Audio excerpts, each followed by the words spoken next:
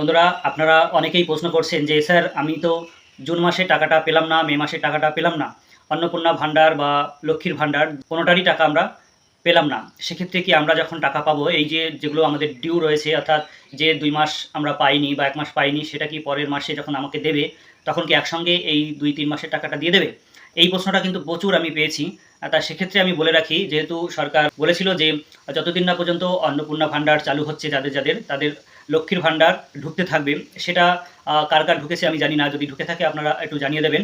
আর এই বার্তাটা সরকারের কাছে পৌঁছানো দরকার, যাতে যারা পায়নি তাদেরকে যাতে এই ব্যবস্থাটা করে দেওয়া হয়। যেহেতু সরকার নিজেই বলেছিলেন যে যারা অন্নপূর্ণা ভান্ডারের নাম নথিভুক্ত যতদিন না পর্যন্ত যার হচ্ছে সেই লক্ষ্মীর ভান্ডার পাবে। আর আপনারা যদি সত্যি না পেয়ে থাকেন, তাহলে এই বার্তাটা যদি উপর মহলে যায় সরকারের কাছে, তাহলে হয়তো তারা কোনো ব্যবস্থা করবে, যেহেতু নিজেরাই বলেছিলেন।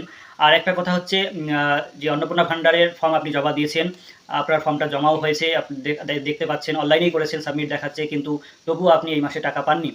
পরের মাসে কি আপনি দুবারের টাকা একসঙ্গে পাবেন? দেখুন, এই ব্যাপারে সরকার কিন্তু সেরকমভাবে নির্দিষ্ট করে কিছু বলেনি যে দুবারে টাকা একসঙ্গে দেওয়া হবে বা ২ মাসের বা ৩ মাসের টাকা একবারে দেওয়া হবে। তা সেক্ষেত্রে যতদিন না পর্যন্ত সরকারের তরফ থেকে এর কোনো সঠিক গাইডলাইন আসছে বা সঠিক ইনফরমেশন আমরা পাচ্ছি, ততদিন পর্যন্ত আগ বাড়িয়ে এই কথাগুলো বলাটা ঠিক হবে না যে আপনারা একসঙ্গে ২ মাসের বা ৩ মাসের টাকা পেয়ে যাবেন। তাই আপনারা ওয়েট করুন, দেখুন যে সরকার কী করে। যদি ঢোকে তো ভালো কথা, যদি না ঢোকে তাহলে ওটা নিয়ে সন্তুষ্ট থাকতে হবে।